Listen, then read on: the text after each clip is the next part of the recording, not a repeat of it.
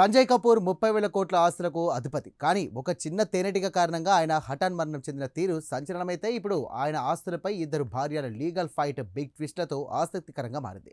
ఆయన మరణం తర్వాత నుండి ఆస్తులపై పెద్ద లీగల్ వార్ సాగుతోంది. తాజాగా ఆయన మూడో భార్య ప్రియాంక కపూర్ సుప్రీంకోర్టు తలుపు తట్టారు. బాలీవుడ్ నటి కరిష్మా కపూర్ సంజయ్ కపూర్ విడాకుల కేసుకు సంబంధించినటువంటి సర్టిఫైడ్ పత్రాలు ఇప్పించాలని ప్రియా కోర్టుకు విజ్ఞప్తి చేశారు. విడాకుల సమయంలో కుదిరిన రాజీ ఒప్పందం వివరాలు, పిల్లల భవిష్యత్తు కోసం ఎలాంటి ఏర్పాట్లు చేశారో తెలుసుకోవడమే తన పిటిషన్ ఉద్దేశమని పేర్కొన్నారు.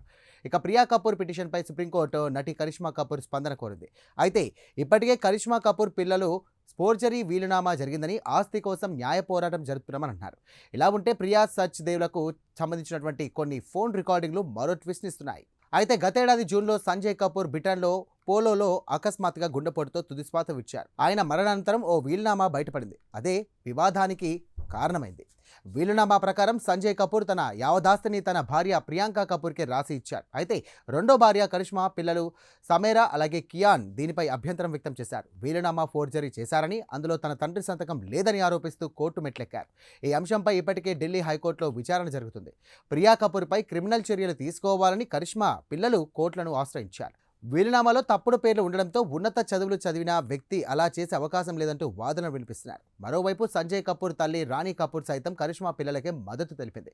అయితే ఈ ఆరోపణలను ప్రియా కపూర్ ఖండిస్తున్నారు. సంజయ్ మరణం తర్వాత పిల్లల విలాసవంతమైనటువంటి జీవనశైలి కోసం తాను 96 లక్షల వరకు ఖర్చు చేశానని ఆమె న్యాయస్థానానికి తెలియజేశారు. ఇక స్పెల్లింగ్ తప్పులు ఉన్నంత మాత్రాన వీలునామా ఫోర్జరీ అని చెప్పడం కష్టమని న్యాయవాదులు కోర్టుకు తెలిపారు. తాజాగా సుప్రీంకోర్టులో ప్రియా పిటిషన్పై సుప్రీంకోర్టు స్పందన కోరింది.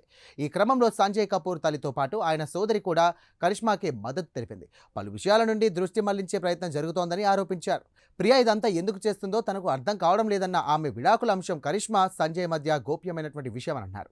అయితే నటి కరిష్మా కపూర్ మాజీ భర్త దివంగత పారిశ్రామికవేత్త సంజయ్ కపూర్ ఆస్తుల వివాదం ఇప్పుడు సుప్రీంకోర్టుకు చేరడంతో ఈ కేసులో భాగంగా సుప్రీంకోర్టు కరిష్మా కపూర్కు నోటీసులు జారీ చేస్తూ తన స్పందనను తెలియజేయాలని కోరింది.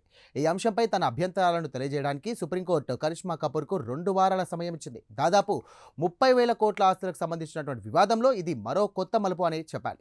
దీంతో ఈ పోరు ఇప్పుడు కరిష్మా కపూర్ వర్సెస్ ప్రియా కపూర్ అన్నట్టుగా మారింది. ప్రస్తుతం ఈ ఆస్తి వివాదం ఢిల్లీ హైకోర్టు, సుప్రీంకోర్టు రెండిట్లోనూ నడుస్తోంది. దేశ విదేశాల్లోని దాదాపు 30,000 కోట్ల ఆస్తులకు సంబంధించినటువంటి వ్యవహారం కావడంతో ఈ కేసులో రఫ్ ఫైట్ నడుస్తోంది. ఇక ప్రియా కపూర్కు సంబంధించినటువంటి కాల్ రికార్డ్స్ కీలకంగా మారాయి. గతేడాది మార్చి 15 నుండి 25వ తేదీ వరకు ఆమె రికార్డింగ్స్ ఈ కేసులో మరో ట్విస్ట్ను ఇవ్వబోతున్నాయి. సోనాకామ్ గ్రూప్ ఆఫ్ కంపెనీస్కి సంజయ్ కపూర్ అధినేత. ఈ కంపెనీలో అన్ని వ్యవహారాలను కూడా అతడు మరణించినప్పటికీ భార్యగా ఉన్నటువంటి ప్రియా కపూర్ నియంత్రిస్తున్నారు. సంజయ్ కపూర్కి 3 భార్యలు. తొలుత ఆయన నందితా మహతాని 1996లో పెళ్లి చేసుకొని 2000 సంవత్సరంలో విడిపోయారు. ఆ తర్వాత ఆయన 2003లో కరిష్మా కపూర్ని పెళ్లి చేసుకున్నారు. వీరికి 2 సంతానం ఉన్నారు.